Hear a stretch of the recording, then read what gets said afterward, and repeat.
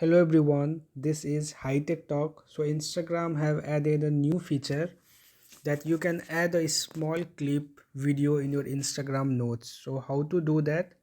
So this is my Instagram page. If you like, you can follow me here. So you need to go to your DM section here, and the sample you can see there is a one notes, this bottle. This is a moving picture, small video. So how to add it?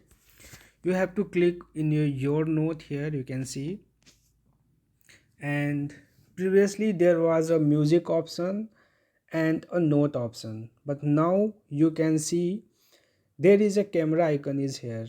So once you will click on this one, here you can see the camera will open here. Okay, so you can do a small recording here,